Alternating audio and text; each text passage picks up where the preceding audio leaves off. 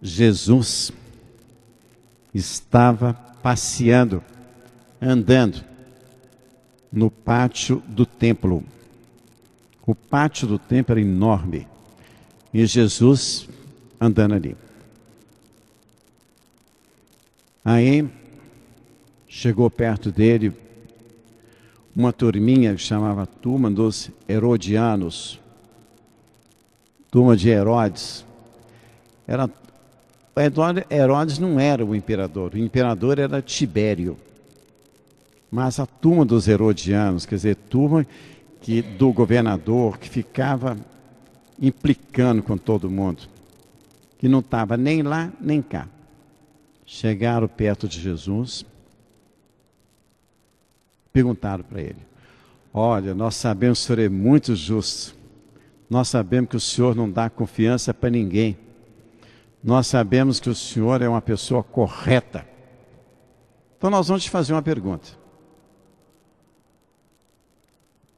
Eu queria estar lá no dia para ver Jesus olhando para a cara daquele povo. Jesus falou assim: o que é? O que vocês querem perguntar? É lícito ou não pagar tributo ao imperador? O imperador era Tibério. É lícito ou não pagar tributo? Naquela época o tributo chama denário. É lícito ou não? Eles sabiam que se Jesus falasse que não, ele estaria contra o imperador. Se falasse que sim, ele estaria do lado do imperador, mas contra o templo de Jerusalém. Naquela época, existia 3 tipos de moedas. A moeda de ouro e a moeda de prata, que vinha com o retrato do imperador. E a moeda de cobre, que vinha com uma plantinha, uma coisinha, arrumava uma planta qualquer, que era dos procuradores, dos governadores. Aquela moeda, geralmente eles pagavam tributo ao templo, com aquela moeda de cobre. Por quê? Não tinha o rosto do imperador. Então eles pagavam o tributo ao templo com aquela moeda de cobre. Então eles ficavam bem, tanto com o imperador, tanto com o templo. Mas aquela turminha era danada. Chegaram perto de Jesus com a moeda de ouro. E Jesus olhou aquilo. Quem é que está aí? Que cara é essa que está aí? É a cara do imperador. Então, vocês pagam tributo ao imperador com a moeda do imperador. E vocês pagam tributo ao templo com a moeda do templo. Foi isso que Jesus disse. Coisa muito simples. Qualquer um que tivesse pego naquela situação, ele ia falar: vocês pagam o imperador com a moeda do imperador. Vocês pagam o templo com a moeda do templo, que é a moeda de cobre. Então Jesus ficou naquele meio e eles não puderam responder o que realmente se passava na mente do Cristo. Mas passava assim. Jesus, quando falava essas coisas, ele falava para a história, ele falava para o tempo, ele falava para toda a igreja, ele deixava aqueles ensinamentos para todo mundo, não é? Então, o que ele disse? Ele disse o seguinte: cuidado para vocês não trocarem as moedas. Cuidado para vocês não quererem pagar a Deus com as moedas do imperador. E cuidado, vocês não quererem pagar o templo com as moedas. Vocês estão trocando as moedas. Vocês estão dando ao imperador o que é de Deus. Vocês estão dando a Deus o que é do imperador. Não pode. Nós devemos ter discernimento das coisas para sabermos como fazer, como agir Porque a maior força do demônio, a maior força do diabo é fazermos a gente rezar errado. Tem tanta gente que reza errado.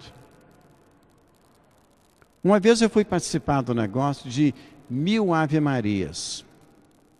No final, nas 500 Ave Maria, ninguém já estava sabendo nada do que estava falando. Estava todo mundo cansado, todo mundo esgotado, estava virando uma coisa automática. Dali para frente o diabo comandou. Das 500 Ave Maria para frente o diabo comandou. Está rezando errado. Ah, mas eu estou aqui em nome de Nossa Senhora. Não, em nome de Nossa Senhora não é não. Então, o que Jesus nos disse, vamos pedir pouco, mas com coerência. Quando a gente chega perto de Deus, meu Deus, me ajude, porque realmente eu estou precisando. Porque tem certas coisas que a gente não consegue pagar nem com a moeda do imperador, nem com a moeda do templo. A gente não paga com moeda nenhuma. A gente perde as rédeas da situação. E o que Jesus está dizendo nessa parte do Evangelho, né, do Evangelho de Marcos, que é o capítulo 12, ele está dizendo o seguinte: falem pouco, mas peçam com coerência. Não ficam trocando as moedas, não. Deus sabe muito bem, quando a gente joelha diante de Deus, Ele está sabendo muito bem o que, é que nós estamos querendo, mas Ele quer que a gente pede, mas pede com coerência. Uma ocasião também, eu fui participar de uma missa. A missa durou 2h30. No final, quase que tinha só o padre no altar. Porque a pessoa fica esgotada, não é aquilo. As pessoas perdem a noção daquilo que está acontecendo. A missa é um momento sublime de que uma hóstia composta de farinha e água se transforma no corpo de Jesus e aquele vinho se transforma no sangue de Jesus. É coisa muito simples. Se você complica aquilo, as pessoas passam a não entender. Então, depois o diabo começa a comandar. Porque não tem coisa pior do que durante uma missa, você fala assim, mas que coisa chata, eu estou doido para ir embora. Você mata toda aquela estrutura que você tem, que você levou para conversar com Deus naquele momento. Então, essa troca de moedas, ela deve ser muito bem caracterizada. Vamos dar a César o que é de César. Vamos dar a Deus o que é de Deus. Vamos pagar a Deus com aquilo que a gente pode. Não é com aquilo que a gente não pode, não. Porque depois dessa missa cansativa, depois dessa 1000 Ave Marias cansativa, você está pagando, é o capeta, é o diabo, você não está pagando a Deus, não. Então a gente tem que sempre prestar atenção, porque Deus nos deu a graça de rezar. Uma vez Nossa Senhora falou comigo, a oração é uma janela que Deus abriu para vocês. Não é a porta, não. É uma janela para a gente botar a cara por lá de fora. Porque porta, Deus abre depois.